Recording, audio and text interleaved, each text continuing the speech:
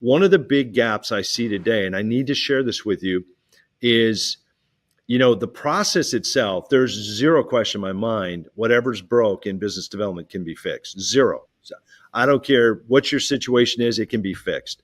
The key, though, is there are other things that prevent business development from reaching its potential that you should be aware of. Welcome to the Strategy with Jason podcast. Tune in for everything you need to know regarding the automotive industry. Here's your host, Jason Harris. Hey, what's going on, Podcast Nation? It is Jason Harris here, and thank you for joining me on another episode of the Golden Wrench Podcast, where I get to talk to, well, anybody and everybody I want to talk to when it comes to the fixed ops side of the business. And boy, do I have a guest today, guys. I am so excited. We're talking about a wealth of information and just knowledge and passion about the fixed ops side of the business. But hey, look, we can't make cool content like this without our amazing sponsors. And here's a quick message from our sponsor. For years, I've been saying that you have to process your way to profitability, and no one knows that better than the folks at Repair 360. You all know how important it is to have a fast, streamlined used car reconditioning process. Remember, time kills profit. Getting a used car frontline ready in less time while providing transparent communication between departments is what Repair 360 is all about.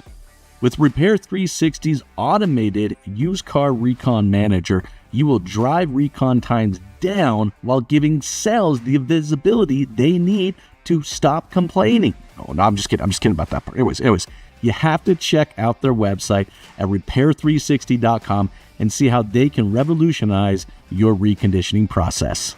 All right, guys. Like I said, I have a very, very great guest today. I am told I have the so famous, the one and only, all right? His team told me to say this. No, I'm just kidding. I have John Traver with me today. John, what's up, man? How are you doing? Well, apparently I should be doing pretty well based on that. I don't earn any of those. It's awesome to be here with you, Jace. Man, we're fired up. Thanks for inviting us. Yes, I am. Was that okay? Was that an okay intro? Did I hit it? Yeah, right? absolutely, man.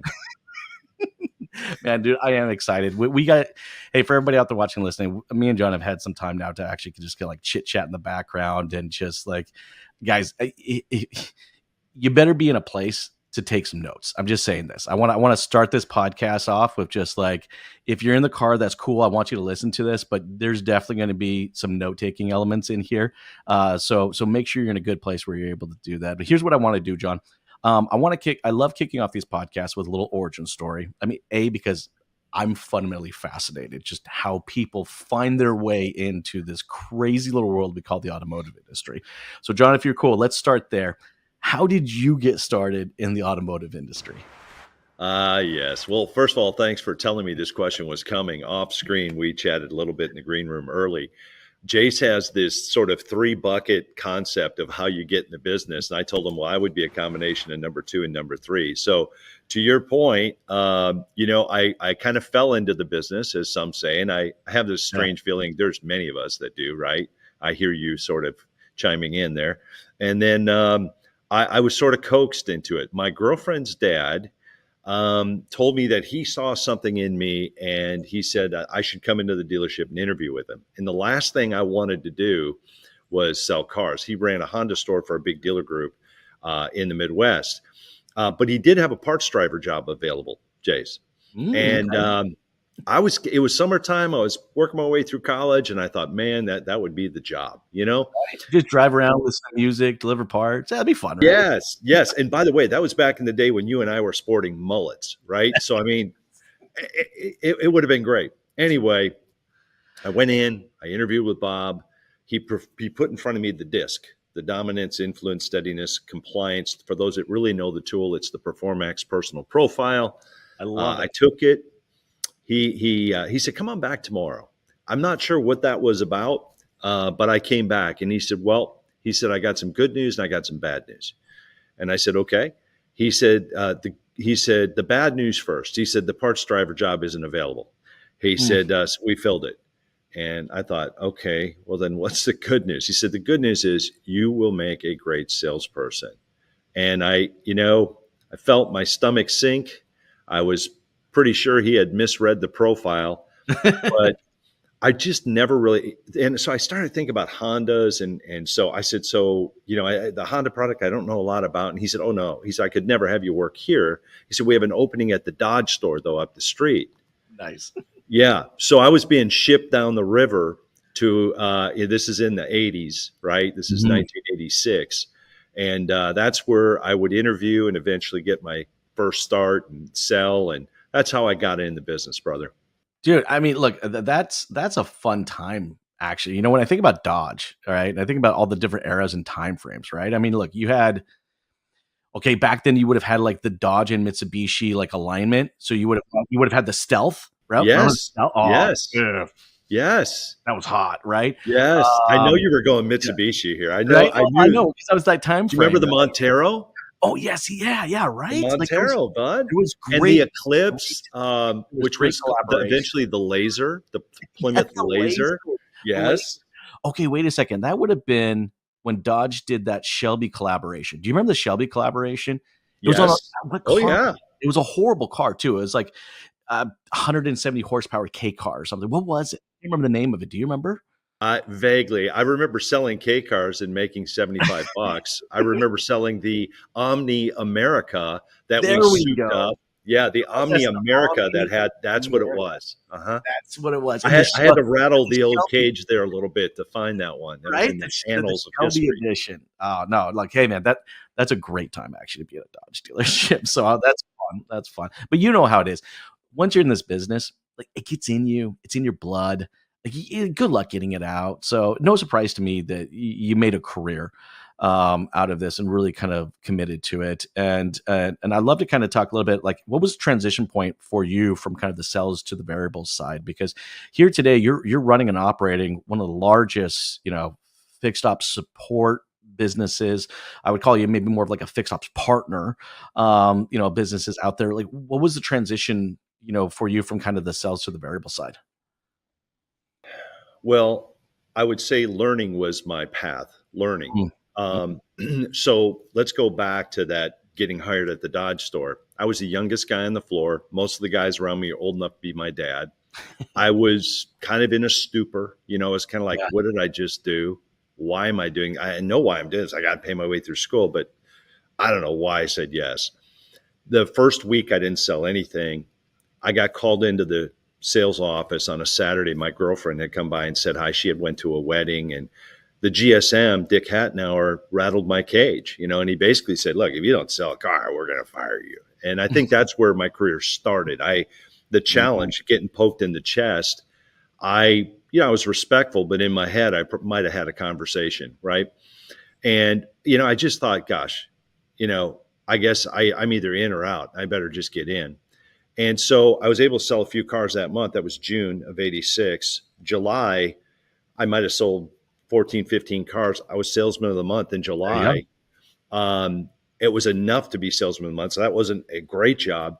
But what I found right away is that I wanted to compete. And so with myself, I didn't want to just be a laggard. Well, at that time, Chrysler, Dodge, this was a Dodge store, but Chrysler had basically this learning program. I remember these big discs, these CD discs that were like this big, 2 feet wide. And you'd stick them in a laser player and you'd watch. A laser disc player, yes. You remember that? Yes, I do. And you had to do this training. Well, they also had workshops. Well, remember, I'm in sales. So one day the general manager's like, hey, John, we got this service workshop that somebody's got to go to and everybody's tied up. Can you go? Because we have to have somebody from the store represent us. I became Mikey. You remember Life Cereal, brother? Yeah, you remember that? Yeah. Let's ask Mikey. He'll eat anything. I became Mikey. John. He'll do it. He's going to college. Send Traver. He'll go. So I went to service workshops. I went to parts workshops, and I was a salesman.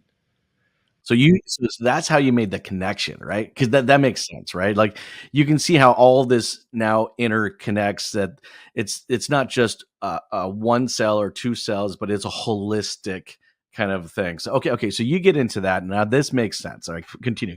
So you just nailed it though. I mean, the fact that I could see the skeleton now, like Mhm. had I not done that, I'm not, but I'm curious by nature anyway. I want to know how things work. I want to understand the ecology of, you know, pretty much anything that I'm going to be involved in. I have multiple companies. This isn't the only company I have today. And I think that ability to see the skeleton, understand how things work together has probably helped me in that journey.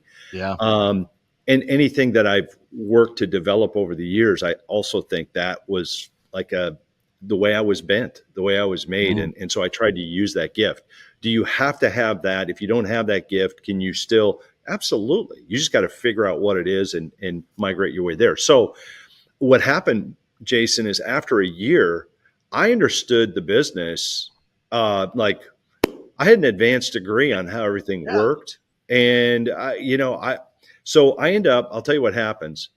A little bit of time with F&I, sales manager, was fleet at the time. Mm. I did conversion vans, DMC conversions out of That's Milwaukee. They awesome. were a great conversion company. But then I got to early 90s, and Pat Ryan was coming in with a organization called Automotive Development Center, ADC. Mhm. And the concept was they'd take 15,000 square feet of classrooms. They would go to local dealerships. You'd sign up based on the amount of cars you delivered each year is what you paid for your monthly tuition. And you could send anyone from the receptionist through the entire organization had classes and a calendar each month. And I just thought, wow, this is great. Because Cool. I believed early that the best way to grow any business was to grow the people. And Mhm. growing them isn't done through that initial training program. It starts there, but growing is ing. Those are very important letters. It pluralizes Yes. that sort of journey, right?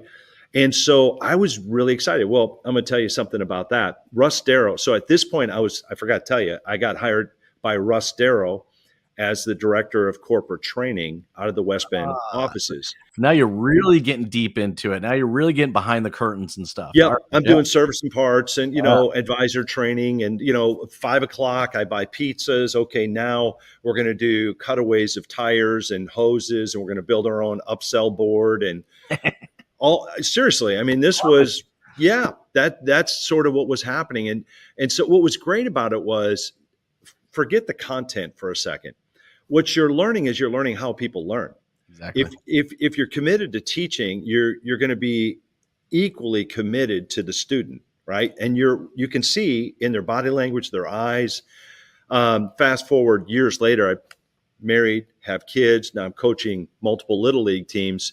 When we would coach cover 3 bunt defense, you got a third baseman's got to crash, and I got 9-year-olds that half of them are scared to death, and Yeah. the other half, are somewhere else, right? And I used to say, we're going to rotate everybody there. We're going to teach them what cover 3 is. But the players that I knew that I could trust were the ones that Mm. asked questions. They were Yeah. the ones that would go right here, coach, like the distance to crash. And so I knew that kid was truly trying to learn. And I think that was sort of what was happening for me early at Russ Darrow is I could tell who was engaged. I could tell maybe who was just checking the box. And if you were checking the box, I would never check out on you. No, and I can totally see now the connection, kind of going back to this incredibly large BDC business that you built, right? That your ability to kind of identify, who the people that really had the intentionality to play the game, and the ones that didn't. I'm one of those dealers that I went and built my own internal BDC, and I learned how incredibly difficult and how much insane work and turnover and training and development and technology and everything that had to go into it. I 100% see the value in handling that business outside, right? I mean, we were talking a little bit about this earlier. In fact, this is a perfect segue kind of into our first topic actually today, because we're talking about just like team alignment, and just that singular element. All right. And just how all right, John, I'm going to admit something to you. All right. I when I became a manager, I was not a good manager. Like I'm gonna tell you right now, dude, I was the first one to say, "Suck it up, Buttercup. Check it out the door. up and get back to work, right? Like that, honest, because that's how I saw management. That's what the manager I had. That's how I was. So I just assumed that's what you did. Nobody told me when I became a manager that I had to become a leader and thus actually, lead people into a mission of getting something done. I just told you, I thought you just yelled at people and told them to shut up and get back to work. I thought that was how you did it. Right. So I want to kind of get your thoughts, because I know this is a core part of the way you built your business, but also kind of a core part of, what dealerships need to do right now to, to be more effective is just, what's the mission? How do we map it? And how do we get everyone to buy into it? All right. All right. I'm going to split this one. So you just said, what's the mission? The operative word here is mission. So I'm going to pause. I'm going to answer that in just a sec, but I'm going to use mission for BDC and its origin. Sure. So when I was at Darrow, we had a general manager, Jim O'Meara, who had a lot of Irish in him, by the way. But Jim was a John Traver fan. I mean, I had no axe to grind with Jim. Jim got fired. And so we had an opening in one of our stores. I'm corporate trainer, so I'm overseeing training operations for the entire group. There's probably 10 stores, 12 stores at the time. Mm-hmm. And so I'm running the store, and it's a horrible store, Jason. I mean, it's in downtown West Bend. It was built in 1966. It's a one-car showroom, leaky roof. I mean, it was a Toyota store in West Bend. Not a good time.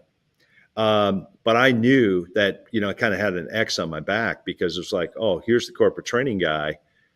Let's see if this guy can he still, square him up. Yeah. Can he still do what he's teaching? Yeah. Yeah. And that's where business development practice for me came, because what I was seeing in the stores is I saw high turnover.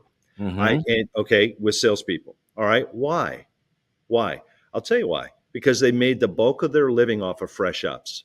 Yes. That was it. And I'm like, okay, where's the leadership? You just said it. Okay, so do you see the mission happening here? And so I'm saying, okay, in a simple phrase that everybody in the house is going to understand, I'm going to use this phrase: quality showroom traffic. Quality showroom traffic, not just ups. Exactly. So what's the difference? Well, quality showroom traffic would usually be something that looks like an appointment.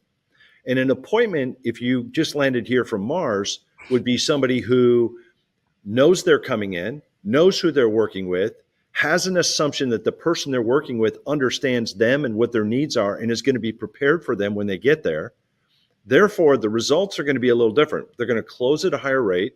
They're going to gross at a better number. Yeah. The CSI is going to be better. It's going to take me less time. And the likelihood of them using me again is also very high. So in a perfect world, I would only do my business with those people, but it's not a perfect world. So the question is, how do we get there? And so my journey for business development, Tom Stuker already had a phone room in the 80s. And I think Tom had some really good ideas. Sure. I didn't do Tom Stuker's seminars, or it really wasn't about Tom Stuker. This was about what I saw that was a little different.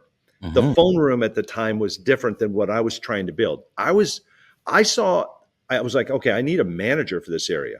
So that was the BDM. And that's why I called it business development manager. And I said, okay, I think that person, once I have a year or so with that person, they're going to know how to speak more intelligently, meaning fielding objections, price, don't have the vehicle, not just on the phone, but face to face. Because when you can do this on the phone, guess what? It's just like how you practice this week translates this weekend in football. It's the same thing. So I saw these people as future leaders, and I can name names: Bill Carmichael, Mark Rogers, Ron Campbell. These are people that went on to run organizations, big named organizations, or have their own dealerships today. And they started with the principles of business development. So that was the vision. So what's funny is I'll sit down with people today that will shoot holes in BDC, and the only thing we have in common are the three letters. But their definition of BDC is a completely different mission. So now let's answer your question.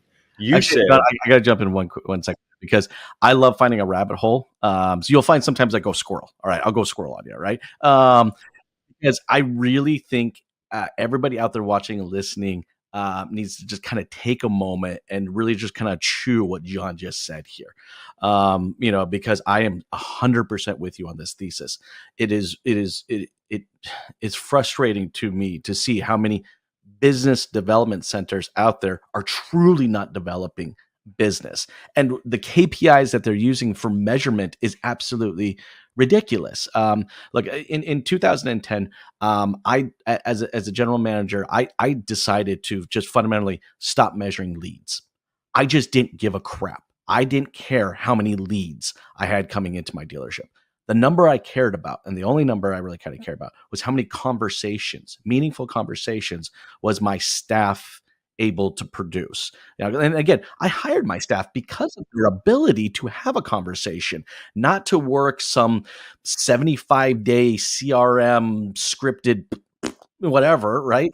Like I hired them because of their ability to connect, build rapport, and have a conversation. And still, I find today business development centers are being measured off of ridiculous KPIs, not the KPIs that matter. And I just wanted to drive that home for everybody out there watching, listening. That's what John's saying here. And maybe if you're running a BDC right now, you need to be kind of really taking a look is how much of those activities are actual development activities. Because another one I see too often is there really a call center. 90% of their efforts is actually incoming, not actually outbound. But I know you're going to get into that, John. But like really question yourself, am I running a development center? Am I just really running a call center? Sorry, John, go ahead. Continue. This is good. And, there's a guy named Alan Kay that was a software developer for Microsoft, 1980. Mm-hmm. And you got to remember Windows that you and I are working in right now as we shoot this show. We got these windows in our screens, right? That development started with a partnership between Xerox, had the first version of it. Apple partnered with Xerox to further it. And then Microsoft countered and said, we need a Windows environment. So if you ever want to study the history of that, why is that important? Alan Kay was a senior developer, and he made a statement that I ride this horse often, Jason, and it's this: perspective is worth 80 points on the IQ. And that's what's happening even in this discussion is, if the average IQ in the US is 100, which that's statistically what it is, it's like, it's like a 97.4 or a 101.2, whatever, call it 100. Yeah. 80 points makes you a pretty special mind. Okay. Or you could be a pretty sorry soul in terms of your IQ and blend in perfectly. My point is, perspective is how you look at things. And so in order to have what you just did is you added a perspective to that. And by the way, there may be people listening to us right now that say, I don't quite see it that way. Great. What's your perspective? Exactly. But the end is the mission. The mission, if we're in the military, the mission is what? Take that hill. But we're not in the military right now. Mm-hmm. We're in the workforce. We're out here in the marketplace. So what is a mission and how is it different? I'll tell you right now, a mission is why. Mm-hmm. So why, what I saw, brother, was I saw salespeople turning over that were good people, and they had a bad diet. The reason they were sick financially, the reason they were sick in their career is nobody set them up for success. No. And so they didn't have to have all appointments, but come on, man, you got to understand. So I began to develop simple little routines that would allow them to get there, like 3-2-1. What was 3-2-1? 3 scheduled every day. We're going to set 90 minutes aside. We'll run the phone ups in here. So that means you may or may not grab a few phone pops while you're in here. When you walk in, we'll have a daily marketing plan ready to go. These are your follow-ups. Carry forward. We'll put some software together so you got all that. We'll have letters of correspondence. I want to treat you like a business person because you are. I want to have you sign your letters of correspondence. We're going to teach you actually how to put wrinkles to that. Yeah. For example, I would teach them always sign your name. It's already printed out. So it could be like, thanks for your visit last week, or anniversary of a sale, or you get it. Mm-hmm. But I would always say, always do a handwritten note. Jason, hope all's well, JT. And so the only thing when Jason opens that, he might not even read the letter, but he will see the handwritten note. It was simple stuff like this where I was trying to elevate, first of all, their own perspective of what they were doing. Like, hey, brother, your sister, you're making a difference. What you do matters. Raise your level of play, level up, all that, right? But also, if you schedule 3 a day, 2 are going to show. and one's going to roll. That means every day we're selling a car every day. So if you were a 10 car a month guy or gal, was I trying to make you a 20 car a month guy? Not directly. I was trying to make you better. For sure. And then whatever the number was, if you're 8 cars a month, we can get you to 20. So I would say to the dealer, I'd say, look, not everybody's going to be 20 just because of how life is. But if we can add 4 or 5 cars to everybody here, you understand what that means. And of course, any good dealer understood what that meant quickly. So with the dealers, I had a different talk. I said, listen, when you turn the lights on, you know what you just spent, right? Exactly. Chase, you had your own stores. I know exactly what my nut was every month. So you knew what you're burning daily for insurance, mortgage, the whole. Okay, great. Down to the hour. Okay, so I remember. Okay, let me tell you a quick story. I had 1 or 2 trainers. This is early on at Traver Technologies, the company I sold to ADP in 2000, which was the original BDC with the software and all that. So I was struggling. The guys were coming back, the 2 trainers I had, and they were kind of had their hat in hand. They're like, man, getting our butts kicked. And, we get to the store and there's no one. Jason Harris is there and he tells me to go upstairs and train the guys. And Jason doesn't want to play. It wasn't Jason. I'm just messing with him. I know what you mean, though. I know exactly what you're doing. And I'm literally in my head, right? I'm like, Traver, you better figure this out. And so I'm like, okay, we're going to do a management awareness conference. And so I get on the phone, I make some calls. Chris Garrett was the general manager and really the platform guy for John Elway Group in Denver. And we had all their stores. And he was tough, man. He made me better. I mean, he was tough. He was former Chicago dealer. You know what I mean? Like he was tough. But we liked each other. Like we got past tough. And so he's like, okay. He goes, you're buying the tickets though. So I paid for his guys to fly to this event. So I have the first event. This is pretty humble beginnings. Yeah. And my wife cooked, breakfast and lunch, and it's a 1-day event. I got everybody cramped in a room. There's 20 some people there.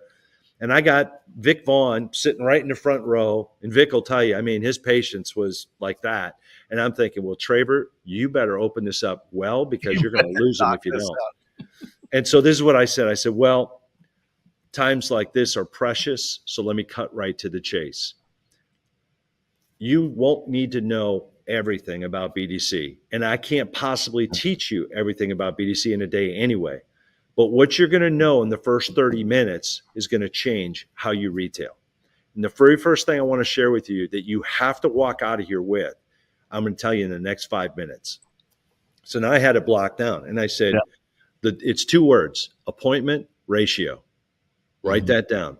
I said, there's 3 ratios we're going to talk about in here. And then I'm going to show you how everything we do fits in these ratios. A 1-to-1, a 2-to-1, and a 3-to-1.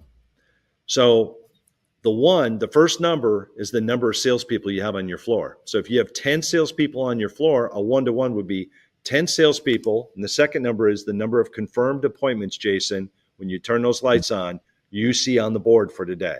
Yep. If you got 10, that's a 1-to-1. Yep. Jason, you could have the same 10 people, but you have 20. That's a 2-to-1, right? And I kind of inverted that. I'm sorry, but you get the idea. And then a 3-to-1 would be 3 confirmed. So I said, let me tell you the difference. 1-to-1, yes, you're going to sell some cars for sure. Those, if they're confirmed appointments, and we'll talk about how to confirm. But what we're trying to impact is turnover. We're trying to impact closing percentage. We're trying to impact gross profit. We're trying to impact CSI. Do any of those interest you? And that was heck to the yes, right? Okay, good. So now this is really about a process that gets us there. Yes, there we go. We got to find a way to do it. We want to draw it out of our people to where we're not pulling teeth. This isn't the business detention center. This is the business development center. And business development doesn't, you have to be intentional about it, right? It doesn't happen just because you hit a magic easy button on it, right? And it moves forward, I mean, I just, again, one of the things is just, if you're out there watching and listening right now, if you're not being intentional, there's no way that you're going to be able to effectively create the processes that's going to lead you to profitability. And that's why I love times like this, right? I'm always that's one of my biggest theses is you got to process your way to profitability. It don't happen on itself, right? And you're sure in the hell not going to be able to effectively execute a mission among a group of people, either on the sales side or on the fixed ops side, if you don't have the processes in place to ultimately execute on it. Sorry. Anyways, go ahead, John. Go ahead. Well, I'm watching what we're doing here and I'm going, we haven't even gotten to fixed ops yet because there's a ton on the fixed ops side. But the origin of mission was why. Fixed ops has the same need today. Peter Drucker, the great philanthropy business leader for Huge. decades, Yes. he had, he's got many great one-liners. When the facts are clear, the decisions will jump out at you. Pay attention to the bend in the trend. I mean, I subscribe to this I stuff, and it know, sounds isn't like you do too. it? Dude, I got a couple of them tattooed on me. No, I'm just kidding. Go ahead. Well, next time you bring you show the tattoo, as long as it's decent, not Right. indecent. So he wrote a book called "The Five Essential Questions Every Business Must Answer or Ask." And I'll just tell you what they are real quick. Question one is, what is our mission? Question two is, who is our customer? Question three is, what is our customer value? Question four is, how are we doing? And question five is, what is our plan as a result of how we are doing? Yes. And that's a cycle that you just never stop. So whether it was the sales BDC or now service business development initiatives, whether we're holding our Experience Matters courses here for leaders, executive leaders in dealerships, or BDMs, or we're doing remote training for agents that are landing in stores, or for our own people that help assist stores get the shop loaded on a regular basis. One of the big gaps I see today, and I need to share this with you, is the process itself. There's zero question in my mind, whatever's broke in business development can be fixed. Zero. 100%. I don't care what Yep. your situation is, it can be fixed. The key though is there are other things that prevent business development from reaching its potential that you should be aware of. One of those today is the technician shortage. I'm a data guy. Generally speaking, I use certain sources on a regular basis just because I'm looking for the bend in the trend, buddy. Like we just Of spoke. course. NADA data book, I've always read. I mean, back to the Rustero days. And it's an annual summary. It's got it's got all the financial statements rolled up for the industry, most of them. But Yeah. you get this nice aggregate view. How many dealers, and by department. And so you can kind of see the business top down, kind of like when I was being asked to go to service and parts workshops as a salesperson. So anybody can look at this and begin to assimilate and go, okay, so what does this mean? So here's the problem we got. In 2016, 17, 18, and 19, we wrote over 300 million ROs in the United States through our retail dealers. Every year, we broke 300. COVID happened, we wrote 267. I think most of us say, oh, yeah, sure, I get it. So let me ask you, if over time it was up and to the right, breaking 300 and continuing to go up to the right, yeah, a little bit of adjustments here and there, but continuing up and to the right, like a good stock, like a Costco stock. Yeah. Okay. All right. And all of a sudden, if I told you, did you know that we are 45 million ROs south of that number, and we have been the whole time since 2019, would it dawn on anybody to ask what happened to 45 million repair orders? No kidding. And so the problem, what's happened, let me tell you something. There's 17,000 rounded, I'm rounding numbers, 16,000 and change, but 17,000 dealers in the US. Listen to me, we are one. We're competing against 160,000 repair facilities in the US. For one of us, there's 9 of them.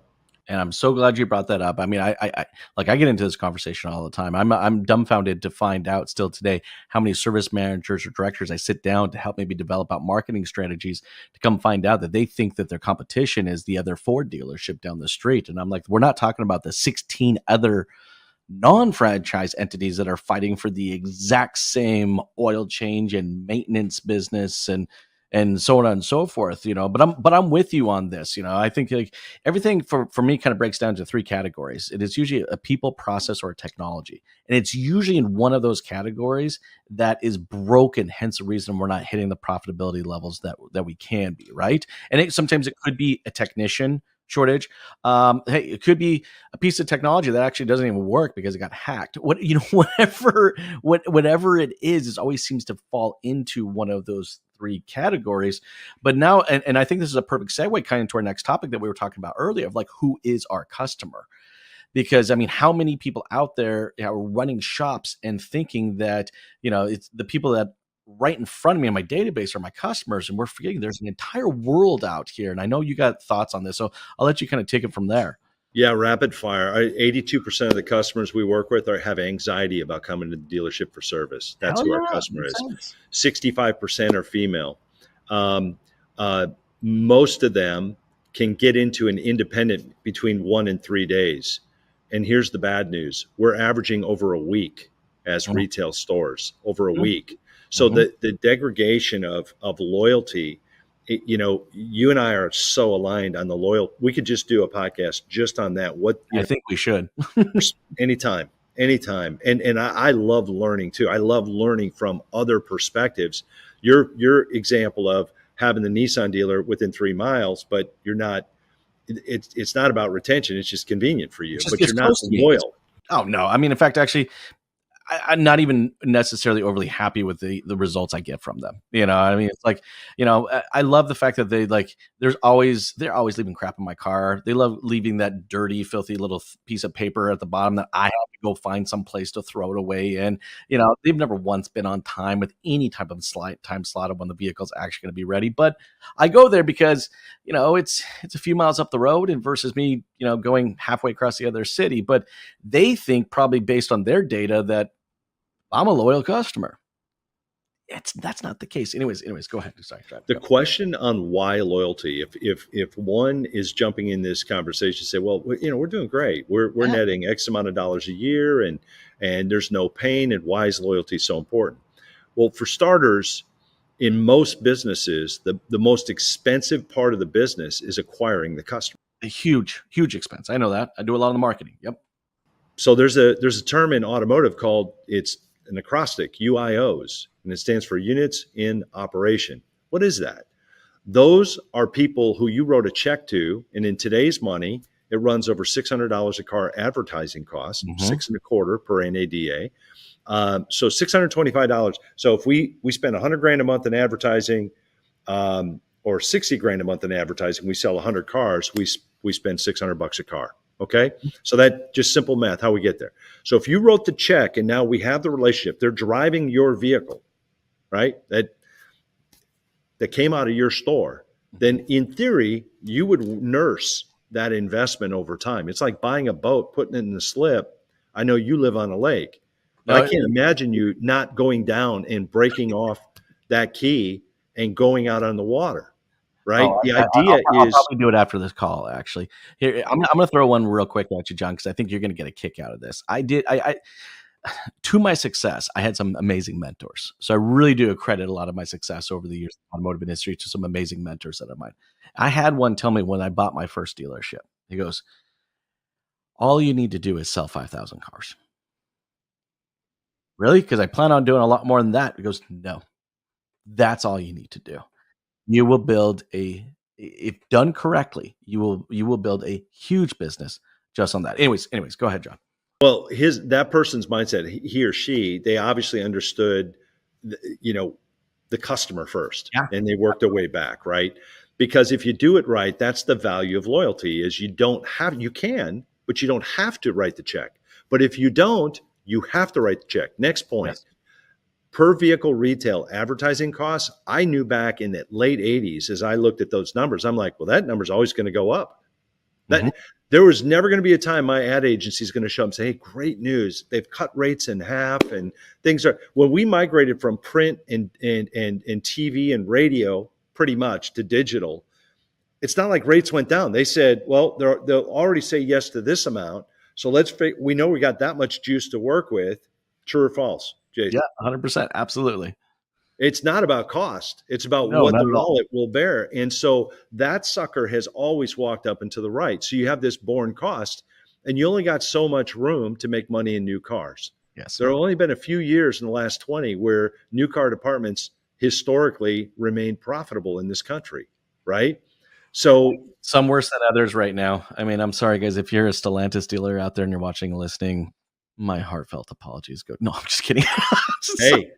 hey, I mean, it's tough. It's tough. Right? And so that's the thing, is when you can see sort of the direction of the business in this case, um, then you have a chance to re-strategize and say, what's the right way to do this? And it's like you said, buddy, it's, if you sold 5,000 cars at that point and you kept those customers, guess Exactly. what? It's a machine. And so, can you actually execute that perfectly? No. Should I still go out and attempt to do it? Yes. Should Yes. absolutely Because if mission. you miss by a mile, you're still going to crush it. Yes. And I think that's what's key about that, right? Is understanding, really kind of what my ultimate objectives are. And, I know we're getting towards the tail end of our time here, but I think if you kind of listen to the entire conversation that me and John have been having here, there are a few things that really need to be, kind of highlighted. Look, what are your processes? Are they effectively documented? I'm sure you see this too, John. It's still one of the things that really kind of rub me the wrong way. I mean, with even like things like as simple as like ChatGPT and other tools out there, I don't believe there's an excuse in the world for anybody not to have some level of documented process, right? Because if we don't have those processes, I can't effectively make the mission to go execute on those processes, So like, again, you're letting your leadership team just fall right there on their faces, if you don't have those documented processes and if they can't create a mission off of that. And then again, we really do have to have a real conversation of who is our customer, because I think as an industry, we're still just very, we have our blinders on. I don't know if you like horse racing, but we have our blinders on, and it's just like we're looking only at a singular group of people when there is a whole world of individuals out there. And it's just like, and again, and then lastly, guys, retention. I understand it's one of the biggest indicators that your manufacturer wants to talk about, but I'm gonna tell you right now, as just from business owner to business owner, and I'd love to, John, to get your perspective on this too. It is not the end all be all KPI. All right. I would trade retention over a loyal customer any day of the week. All right. They're the ones that are going to keep coming back and service me. They're the ones that are going to be talking to their friends and family about me. All right. They're the ones that are going to come and buy multiple vehicles from me over multiple generations. It's like our objective, our mission in an industry, both on the variable side and on the fixed op side, is to create more loyal customers. John, I'd love to kind of give you a few minutes for kind of final thoughts before we let everybody go. Yeah, I think I'm just going to piggyback that last part. Retention versus loyalty is, I think, would equate it to these next two words: control versus effect. So if you want retention, it's really a game of control, and you got to constantly go get it, and you can. Mm-hmm. But loyalty is an effect that you have on people, and you can release it, and they just continue to come back to you. And it's very much like educating your team, developing your squad. Mm-hmm. As you said, you talked about documenting processes. There's a great book Gino Wickman wrote years ago, 2010, called Traction. Read it. Great book. Yep, you read it. Good. And so when I think of documenting, there's some people that throw up in their mouth when they hear you say that, right? So we would say to those people, hey, hold on a sec. You don't have to do War and Peace or Moby Dick, the long version. Just document 20% of the steps that get you 80% of the way there. Do you remember that in Traction, Jason? 100%. That's it. I mean, you don't need to eat it all. It's one page. And you go, John, it's a 10-page process. Great. Give me the one pager that gets me 80% of the way there, bullet points. Okay. Mm-hmm. And so once you have that, what you'll find is this whole thing can begin to take off. But cause and effect is the difference between retention and loyalty. Loyalty is your opportunity to reduce cost of sale, to increase revenue. Mm-hmm. Remember, there's only three ways to grow any business: more customers, more dollars per transaction. So more transactions, more dollars per transaction, or more transactions per customer. And when you got all three humming, you got a machine. What's that old saying? Somebody once said, I don't know who said it, but that's why they call it a dealership, not a dealer store. You're captain of your ship. Your crew is counting on you to navigate this sucker and keep it off the icebergs, et cetera, and get us a safe course successfully. So never-ending journey, right? That is a beautiful analogy and a perfect way to kind of finish up. And I know that, there's going to be another recording with me and John, because I think there's a whole nother subset of conversations that you probably heard us maybe heading down, but we didn't necessarily finish. But boy, has there just been some depth in today's conversation. For John, for everybody out there maybe watching and listening right now who would maybe like to connect or learn more about Traver Connect, funny enough, play on words. What's the best way to do so? Well, traverconnect.com, TRAVER, right? And then hit me on LinkedIn. And if there's a way I can help you, even if it's pointing you in the right direction, say the word. We're happy to do it. I love it. I love it. John, I really, really appreciate you taking the time to do this today. And for everybody out there, we appreciate your time in watching and consuming the show. And by the way, if you would like to give me and John a little compliment, I'll tell you the best way you can compliment us is share the show.